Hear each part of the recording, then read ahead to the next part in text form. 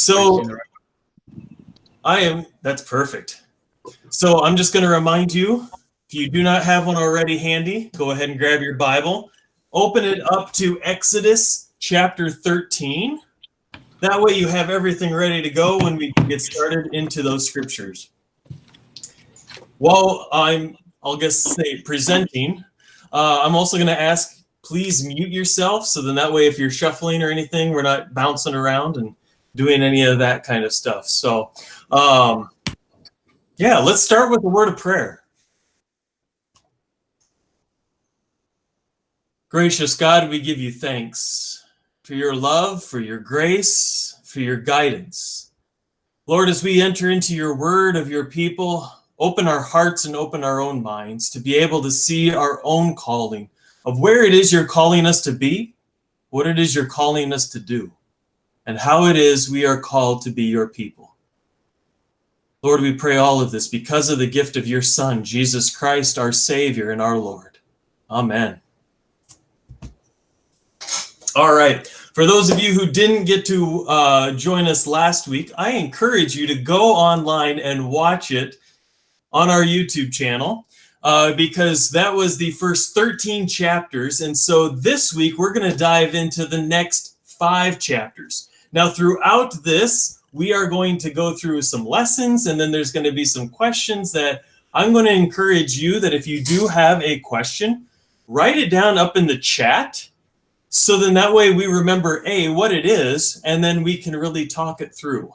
It's also a way then, too, that if I read a question, then I can say, I'm going to answer that on the next point or the next slide. And so it can also help us keep us moving.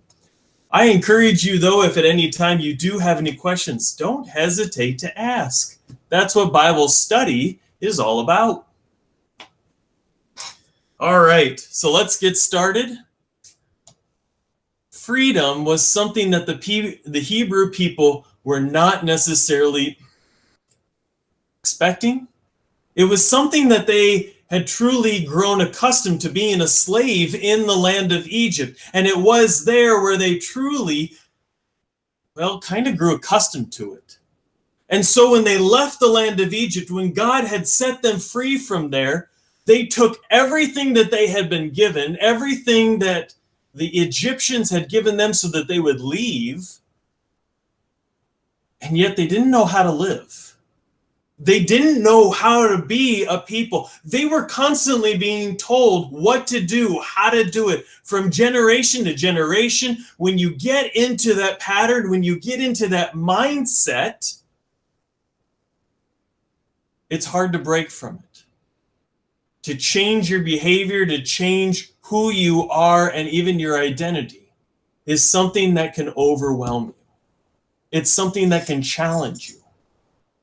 And so as the Hebrew people took everything, including who they were, they entered into the wilderness.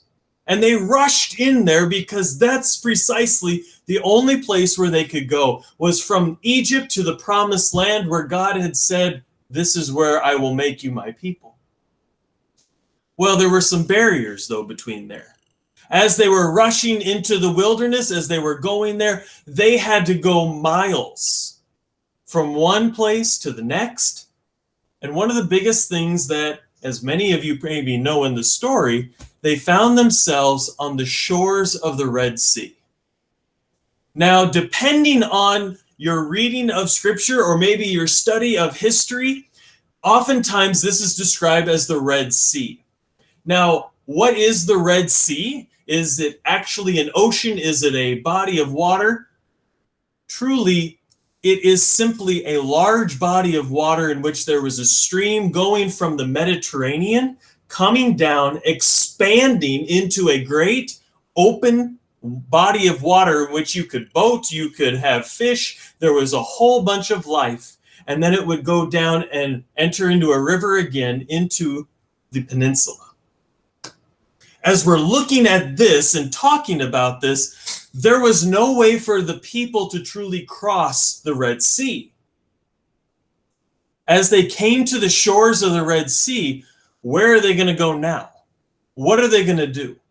Well, in the midst of them being on the shores of the sea, Pharaoh also had a change of heart. Pharaoh decided, I want those slaves back. I don't want to do the extra work anymore. The people don't want to do the extra work. Let's get back to the way things used to be. And so he gathered his army and chased after them. At this time, the Egyptian army was one of the most well-fortified, one of the most well-known powers in the entire region.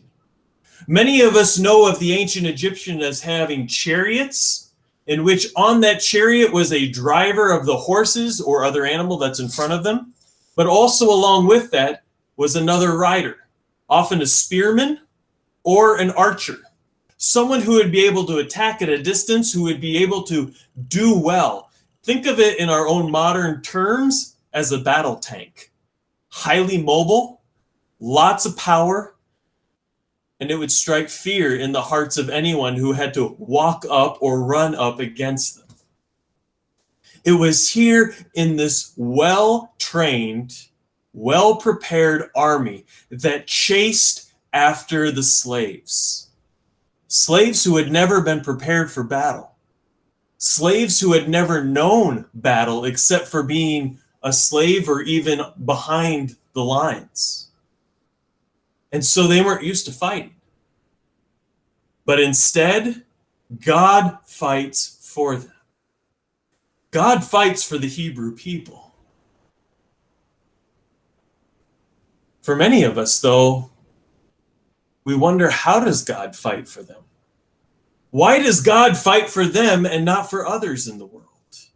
It raises more ideas, more questions, perhaps, as we go through this. For those of you who are following along, we are just halfway through chapter 13, and we are now going to start on verse 17. Last week, I gave you some visuals as to what it is this really means, and I used the movie The Prince of Egypt. So again, if you haven't seen that movie, I encourage you to go back. So this week, we're going to try a different movie, and this is The Ten Commandments.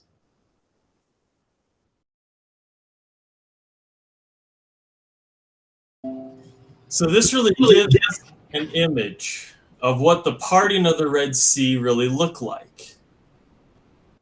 Now, for many of us, you probably have seen this movie once, twice, or maybe a few times. For me, this was always a classic that we saw almost every Easter, because it's a good reminder of the story of how it is God helped the people, how it is God intervened on behalf of the Hebrew people out of slavery and now taking care of them in such a way that they would be able to still see, feel, and experience everything that he was giving to them. Charlton Heston then is, in our minds, Moses always, and Yul Brynner will always be Pharaoh. However, it is then something for us to also think through. As we're reading through these scriptures, as we're reading through these accounts, what is it that they took dramatic license with? And what is it that we hear in Scripture as to be God opening our hearts and our minds to still be able to understand? If you were to enter into the shoes of those Hebrew people, how afraid would you be to enter into that sea? Would you trust that God would protect you? Or was this just a moment that the seas would be open and you would be able to walk on dry land? Or would you be afraid that there would now be a parting of the sea and a rushing, clapping back forth, and you would then find yourself in the midst of that water? As the story goes on, in chapter 14, the Hebrew people enter in, and all of them are able to get through, including their goods, including everything that they had brought with them. Now, after them, Pharaoh's army also came into the Red Sea. However, it's here in the midst of them chasing after the Hebrew people that the Egyptian army drowns. God protects the Hebrew people, destroying the powerful army of Egypt and declaring and demonstrating his power to not only his own people, to not only the Egyptians, but that the word and message now would be able to go to every nation in the world. Think about that for a moment. The greatest power in all of the world, the greatest nation who had the greatest army, and it would be stopped. That would be something that would make headline news, not just in one nation, but in many nations. The people bear witness to this all, realizing that their lives were saved and the Egyptian army would actually be destroyed.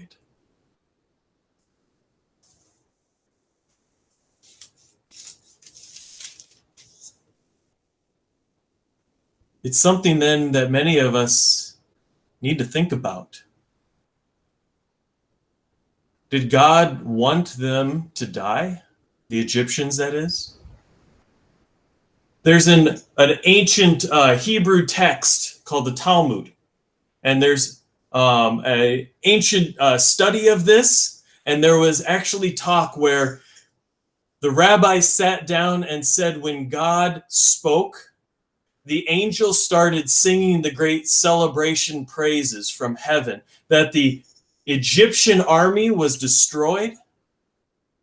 However, God stopped them and said, "Why are you singing of celebration when my children are dying?" That God, when he looks down upon us, no matter what nation, no matter who we are, God has created and sustained each and every one of us. And so whether we were Egyptian, whether they were Hebrew, he wanted everyone to know that these are my people. This is my creation from the very beginning. The Hebrew people, though, celebrated what God had done for them with songs of celebration. Oh, we got a question. Why did Pharaoh send his army after Moses? He actually was going back and getting all of the Hebrew people. He wanted all the slaves because no one wanted to build the bricks. No one wanted to go and milk the cows early in the morning. All of the duties that the slaves had done, no one wanted to do. And so Pharaoh said, let's go back to the old ways. Let's go grab all of the Hebrew people and make them slaves once again. But also Moses, well, he was the ringleader. He was the man in charge. And the idea there was if he could get rid of Moses, then he could save the people. Oh yes, the plagues were soon forgotten. As the Hebrew people were standing now on the other side of the Red Sea, after bearing witness, they began singing. And in Exodus 15, we have the song of Moses. They celebrate their great leader, the one who has taken them out of slavery in Egypt and into now safety, security, hope, and into the presence of God. They sing of his praises. They sing of all of these wonders. And yet, he's not the only one. Miriam, Moses' sister, is also given a song. But her song is far shorter. In Exodus 15, verse 20, her song is all of 2 verses. 2 verses.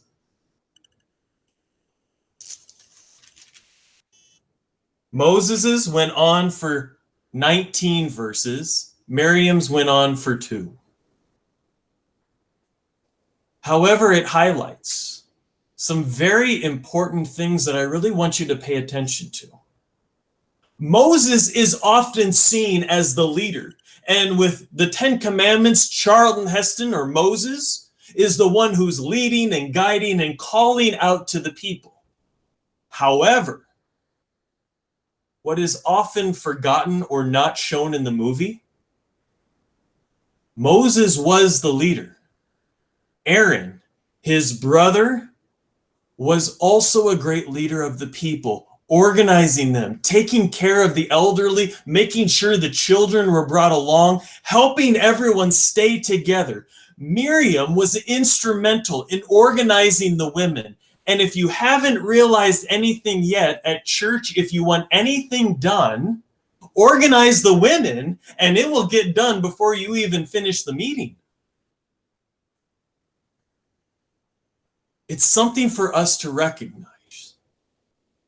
The people who are often overlooked or even given only a few verses truly had a lot to do within this work of leading, of guiding, and of helping the Hebrew people into freedom.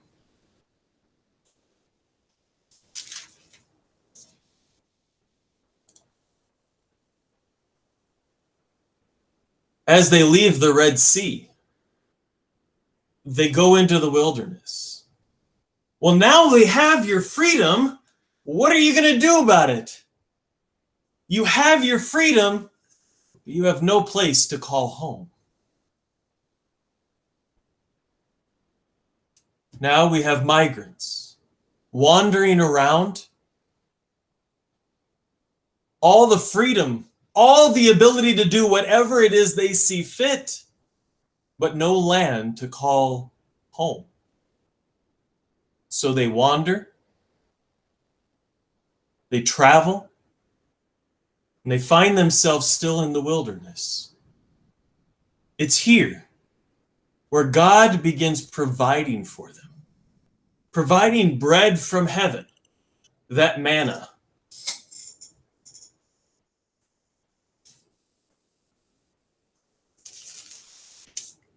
As that bread from heaven falls, people begin wondering, what do we call it? What is it like? And even still today, we struggle. By the way, those of you who are following along, we're in Exodus 16. It looked as though it was dew upon the ground, and the people were able to go and gather it up. So what would it look like? What would it be?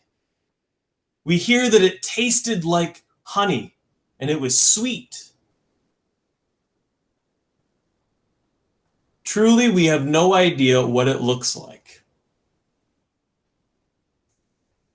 One of my confirmands long ago said, I always thought manna were those wafers that we had at communion.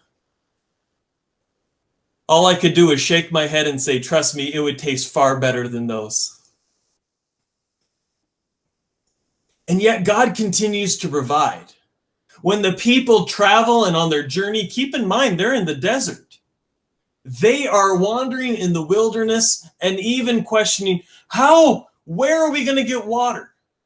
And so Moses strikes a rock, and from a rock, water comes forth.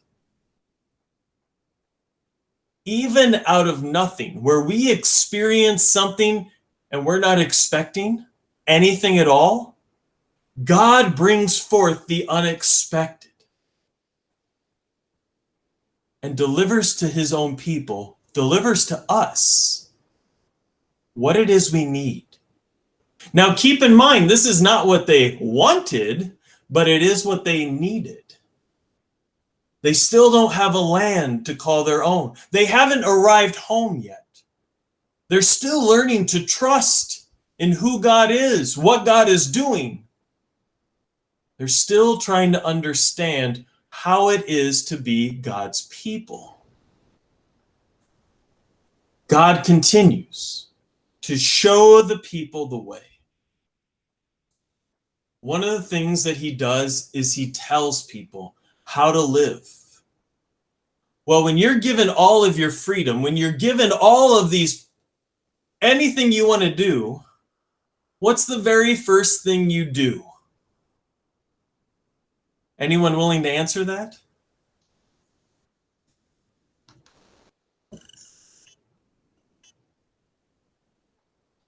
Let me change that up a little bit. How many of you, when given a choice to eat whatever you want, will actually eat whatever you want?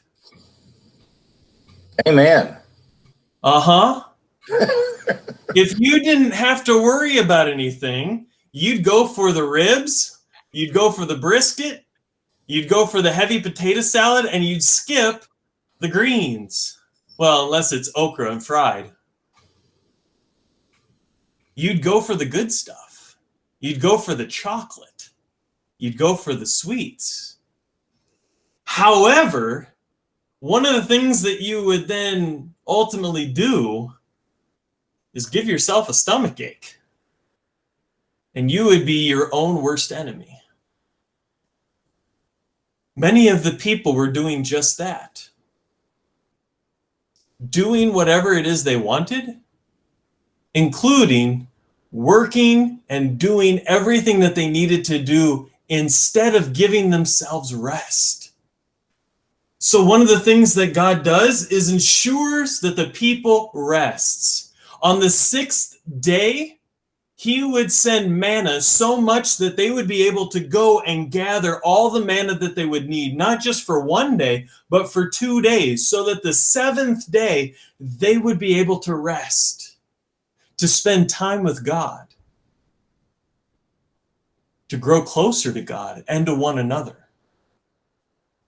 The Sabbath, a day of rest. I'm going to pause right here, and I'm just going to open this up and say, we've covered a lot. What blessings have you seen in your life that God has given to you that you weren't expecting?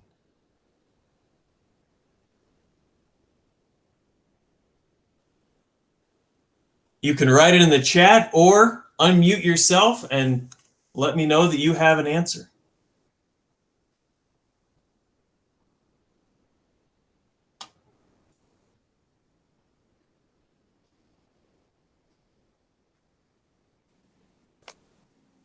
Hi, I'm Shannon, and I think what I'm experiencing right now is just something that was unexpected. I got called back from my mission because of COVID and had to come back, and I'm just so thankful for Mike and Allison for allowing me to stay.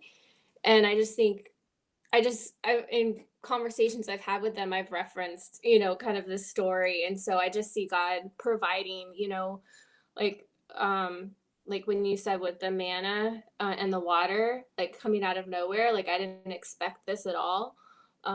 And I'm in this, I have a lot of freedom right now, but like I don't have a home yet. And so that's just like the season that I'm in. And so I've just really been thinking a lot about the story and what God is teaching me. But he's in control, and I'm just really grateful to be like, and he brought me into a community, and I didn't expect that either. So here I am. Great. Well, thank you.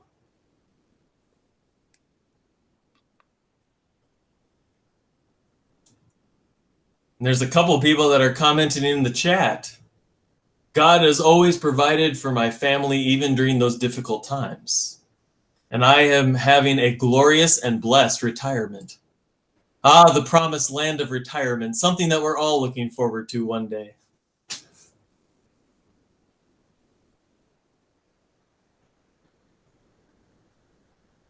Anyone else?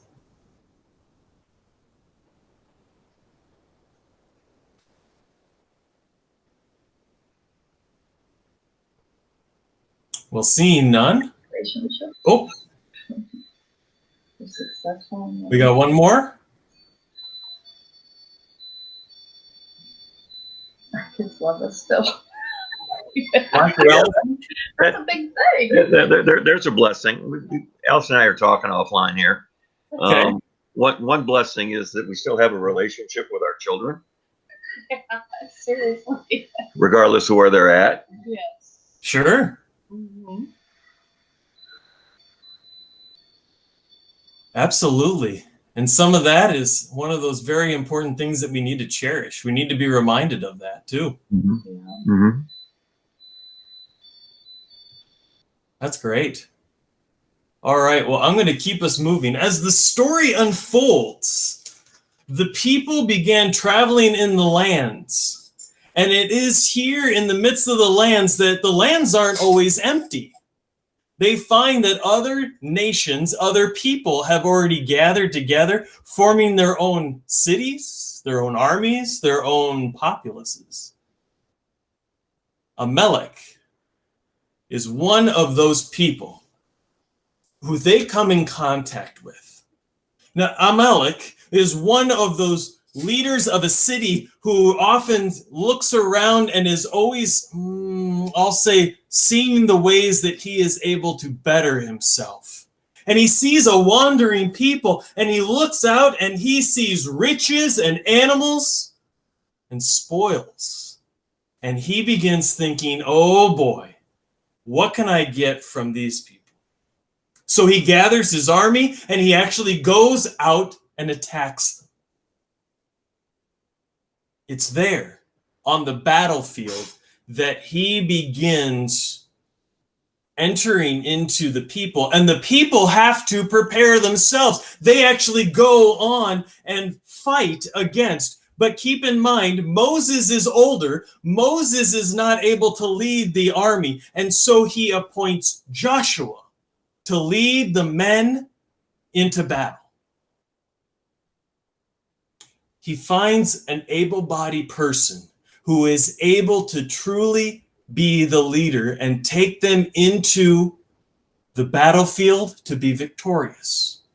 However, he's not the only one who goes out. Many are going out there. Now, keep in mind, these are slaves, people who had been doing work hour after hour, and they became very, good with some of their tools. And many of those tools could very easily be shaped into weapons used on a battlefield in close combat or even long distance. And so they found themselves to be very good in battle. But they struggled. There was a disconnect between how it is the Hebrew people were fighting and where was God in the midst of them. Where was God in the midst of their army? And so it wasn't until Moses was holding up his rod and his staff that they actually began winning. And it became a long battle. And so Moses' arm actually got tired of holding onto his staff, that when he began lowering it, the army began losing. And so it came to Moses and his brother Aaron and others who had to hold up Moses' arm and the staff. And so it was truly a community battle, a community who were gathered together in the name of God to have God's presence known on that battlefield, that then they were able to win. Joseph, the Hebrew people, Moses, and God were able to win that battle. Amalek was defeated. And so Moses did what Moses knows what to do. He builds an altar in celebration. He offers up a sacrifice to God of thanksgiving, of great honor, to also let all the people know who was the real reason for the victor. Yes, we were the ones out on the battlefield, but it was because God was with us. It was because God had been with us in this battle. And remember those times in which we were weak? That was the times in which my arm was lower and God withdrew himself. But then there were other times that my staff was raised up, and that was a reminder that God was with us. It's here that we bear witness to God being with the people, and the people begin realizing more fully how God is truly with them. Throughout all of chapter 17, we have this understanding that Moses is the instrument, the speaker, the one who actually is the messenger of God to the people. And Moses continues not only to do this, but also to have others around him to support him.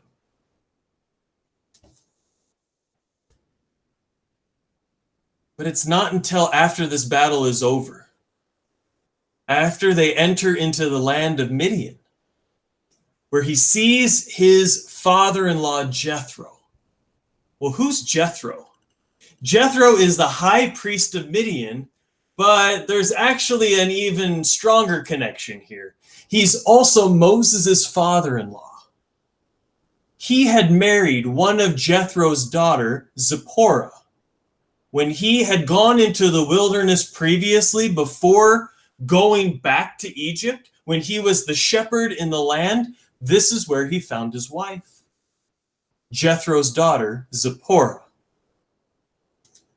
As he entered into this familiar land of Midian, he knew where the animals could be, where the crops were, where the water was. He knew where the people could then survive, where they could avoid the other nations in battle. And so he went to his father-in-law, Jethro. Jethro greets Moses because he knows all that God has done through Moses for the people. But he also knows of the great burden that Moses has been given. Moses is now caring for a nation here in this world. I'm not just talking about a few people. I'm talking about hundreds of thousands of people, leading them, guiding them, feeding them, helping them with their own discernments, their own arguments. For any of you who've ever had children, and more than two, once you go from man-to-man defense to a zone defense or offense, it becomes an even greater challenge because kids begin ganging up against you. And he begins telling Jethro, leading these people is just too much. Jethro then gives him advice, something that all leaders need to hear. You need to have leaders to care for smaller groups. You need to divide up the nation into groups of people. You need to have a ruler over 1,000 people who then will have leaders below them who will be able to take care of hundreds of people. And then they can have leaders below them who will take care of up to 50 people.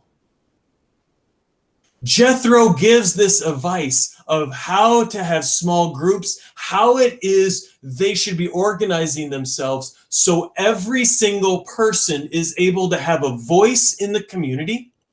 Every voice is taken care of and matters. From the small orphan child to the family of 15 to the grandmother. Every person mattered. And every person needed to be cared for by someone. Now it was those leaders then who were able to then answer questions, solve arguments or disputes, and they would be able to actually help Moses by solving some of those smaller squabbles, those smaller predicaments, and be able to truly be a community of people together. Then when larger problems, more complex issues arose, then Moses could be the one who would be come to. And if it was too complex for even Moses, he would take it to God. God, I have no idea how to solve this. How can you help us, your people? And all of this structure, all of this hierarchy was then to truly have a focus of how God is caring for us all as his people. That we are no longer just simply listening to King, but we are all in this together. An idea that has carried forward from not only this time, but shaped and formed nations, governments, and brought forth our own democracy. It's something that I often remind any leader of a church, not just pastors, any leaders. How is it you are asking others to work with you? To listen to their voices, to ask questions that are meaningful. It's something, though, that's often a challenge for anyone. Okay, I've done a lot of talking, and I'm going to follow the advice of Jethro, and I'm going to do some listening to you. So my question to you as we are now ending our Bible study is, what did you learn from this lesson? Or what did you revisit that you would like to remind or share with others? I'm just going to go down the list, and I'm going to invite you to please share. First, I have, well, okay, Eric, you are first. Good job. Say the question again for me. So what was something that was new from this lesson, or something that you were reminded of that's really meaningful for you? I think small groups. Okay. How important, I mean, even when we talk about now, like all of us, big change happened. We're all just like the Jews, a huge change. They're having to figure out their life, a brand new life, kind of like what we are. And it is this small groups that help centralize and connect people to make it where it's livable. It's everything like that. So having strong people around you, people that you care about, and sharing those things, not just the structural part of it, of government and leadership and stuff like that, but that you need that connection. Yeah. Great. Thank you. And next is Mike and Allison. Okay. Well, what struck me in reading about the way the Lord took them around the desert, not really going directly where they could have just been directly going to the promised land, was that even though the people identified as Hebrews, perhaps they didn't really have as close a relationship with God, and they had to form this relationship with God because of this, the intimacy with him created by conflict. And I noticed that it's like in our culture, like I see myself raised a Christian, but at the same time, I'm not truly Christian if I don't have that personal relationship with God. If I want God to take me where I would like him to take me, then I have to be willing to follow. And this was a really good lesson about the more you refuse to follow, the harder the journey gets. Mm-hmm. So. Absolutely. Mike, anything to add? Also, I think there's some focus on faith here. In addition to what Allison says, without the faith, they don't have any success. Absolutely. Great. Well, thank you. Next on my list is Chris Wagner. First time I went through this text about the judges and the layers and everything, the first thing that came to mind was government. And then this time, for whatever reason, right before you said it, I thought small groups. And I was like, I didn't realize small groups was this biblical. Oh, yeah. So then the other thing that strikes me every time I go through this story and a lot of other stories like this is, where is my cloud of fire and my pillar of fire that's leading me through my desert? And sometimes I wish I had a little bit more, obvious signs like that. I get a little jealous sometimes when I read this, but it just reminds me though to be aware they're out there. You just have to look for them. So true, but these were some pretty clear signs. Oh yeah, many people long for. Yeah. Well, he had a whole bunch of people he had to get going in the same direction. So I think he probably tried to make it a little bit more obvious than leading each of us individually. So very true. Awesome. Well, thank you. Miss Deborah Campbell, you're next on my list.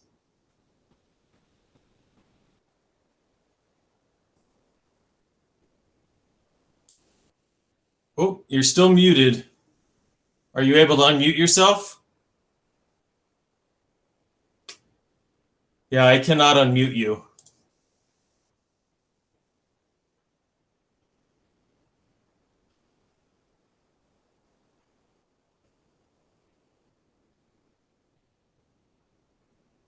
Tell you what, we're going to go on. Deborah, if you would like to, just either enter into the chat or we'll come back to you, okay? Jim and Cheryl Lundgren is next on my list. Well, I sure appreciated what Eric and Chris said about the small groups. But I was also thinking, I'm always reminded how these people as slaves were not ready to take on the same kind of responsibility. And God realized that and gave them time before the people finally gained that ability to self-govern. Yeah, absolutely. Well, this is with Moses, you hear and you learn about Moses as a small child. And so in all my decades, I've heard this many, many times over. However, each time I hear it, I'm a little bit older, hopefully a little bit more wiser, and you get a new appreciation for the things besides reviewing the story itself. Absolutely. So very interesting. Yeah. Yeah. Oh, thank you for both sharing. Next, I have Miss Joanne Stanley.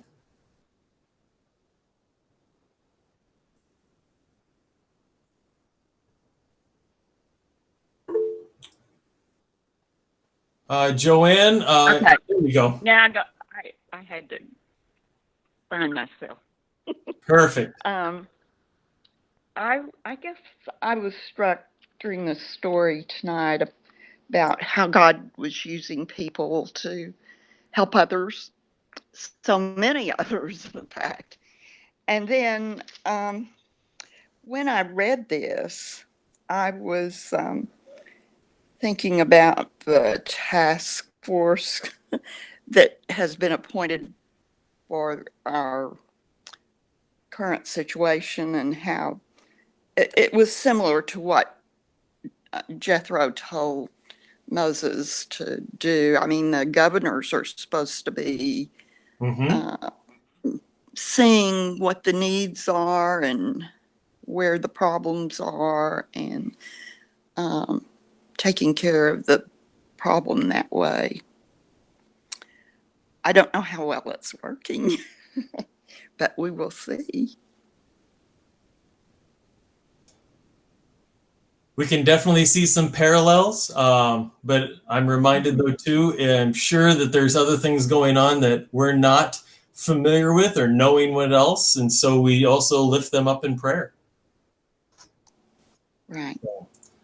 Well, thank you for that. I appreciate that. That's good insight. Next, I have Kimball. I'm unmuted. There we go. I was reminded of how so often us people every day get a call. We don't realize it's a call, and we start working. Moses led them out. Moses opened. Now, when I say Moses, he didn't do it, but he did it at God's direction. Moses parted the sea. He found food. He found water. He led them on and on and on and on. But I think he got a mindset that he had to carry everything. And his father-in-law said, hey, chill out, get some help. And that spawned, like Chris and Eric said, that spawned small groups. And he trusted his father-in-law after he was so used to listening just to God. I think that's a big leap of faith in a different definition of the word, but Sure. I never know where my inspiration is going to come from, and I have to be willing to trust and be led, even if it's incorrect once in a while. There's still going to be something that will be learned by it. So that was my takeaway. Very good. Well, thank you for sharing. And Lorraine.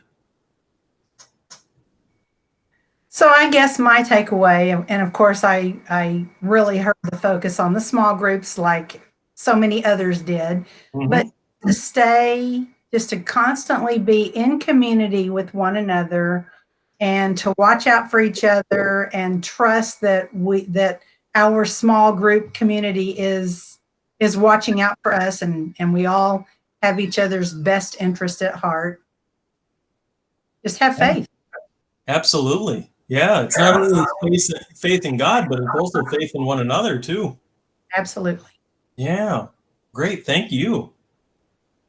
And Miss Shannon Osborne is next. Hi. All right.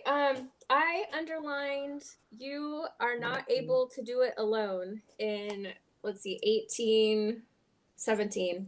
And that just struck me because Moses, I could see people he's the powerful one. He's the one lifting his arms when, things are just moving. He's the guy to go to. So I think a lot of people just want to be by him, go to him if they have any squabble or whatnot. And so I just think of, leaders around. It is a big burden to carry when you have a lot of responsibility.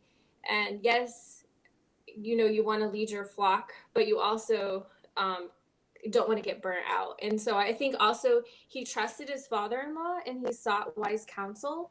And I just think you are not able to do it alone is so important in so many ways of just getting that wise counsel for yourself and actually listening.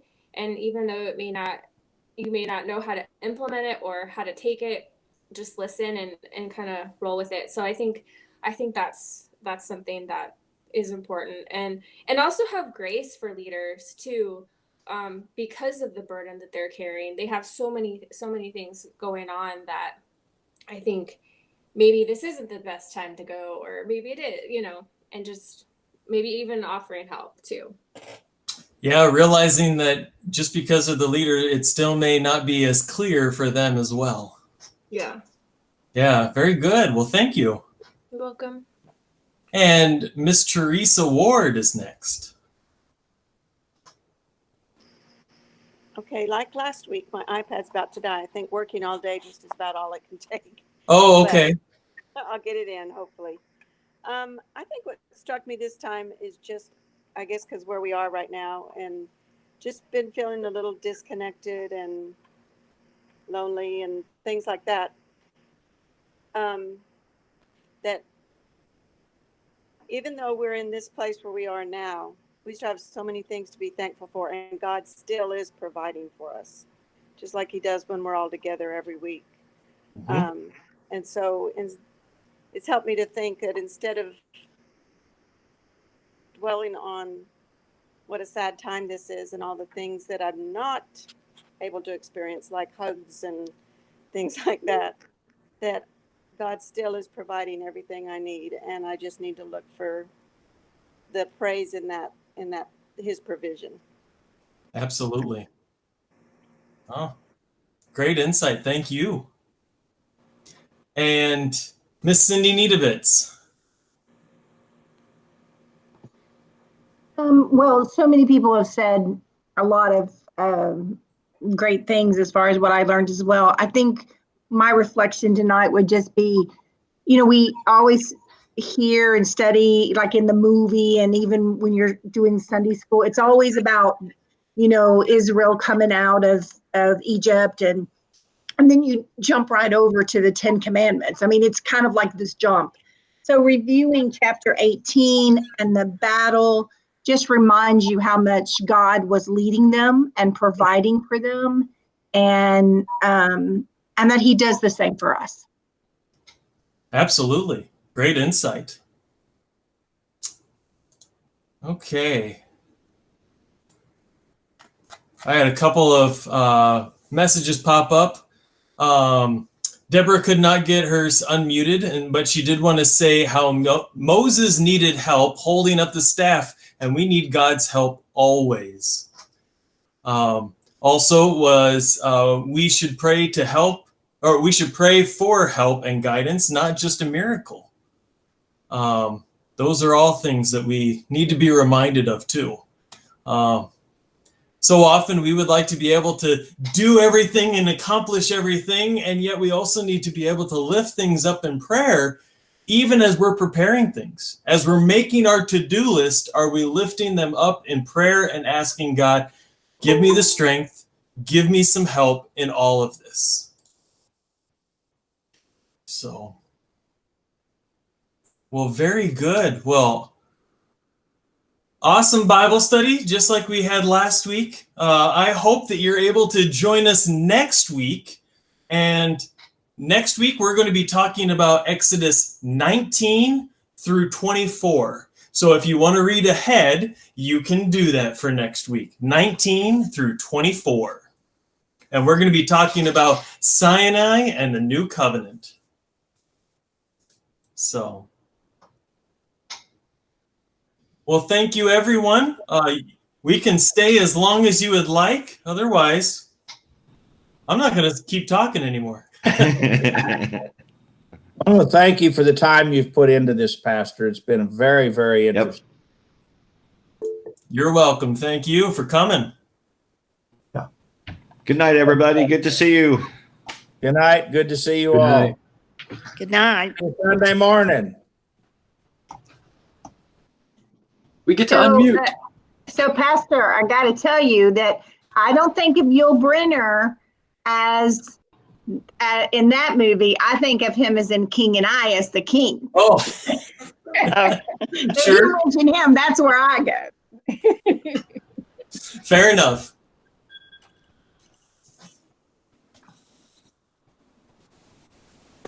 Oh, some good insights from those different movies, though, because Prince of Egypt has a different, I'll say, songs, lessons, stories, and message through it all. But the Ten Commandments also has not only different, but also, I'll say, a different emphasis, if anything.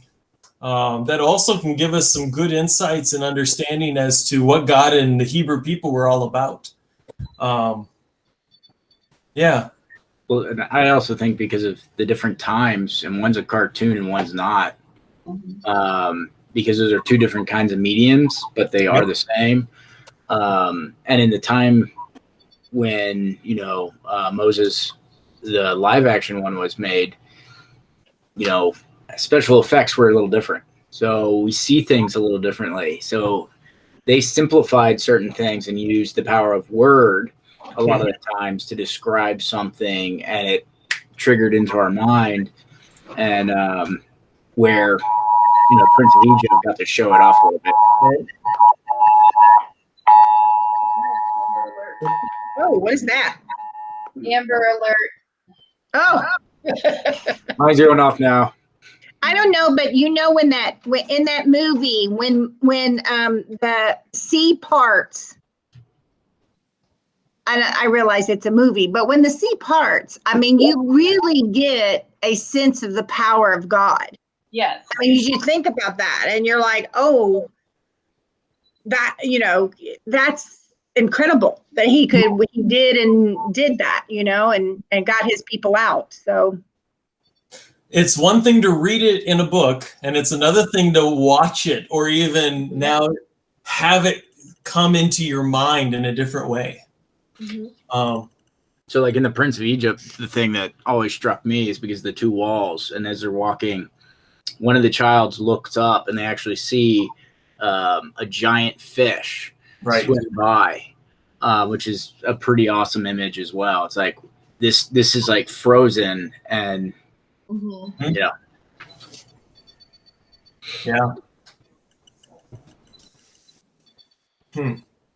I was watching am I muted? No, go. Oh, I was going to say I was watching something on TV. It's a historical archaeology show, and like Smithsonian, but they went to look at the Red Sea and where they thought they crossed.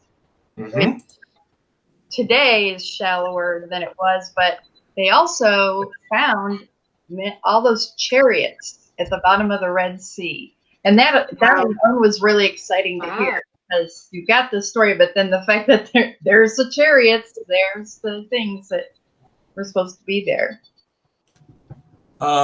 It was the History Channel a few years ago that they did History of the Bible. And they talked about how the 10 plagues could have happened, how God could have made them happen in the world, and what that really means and everything. And the same would go for the Red Sea and some of the other things, that they went through it on a scientific and faith-based kind of encounter. Yep.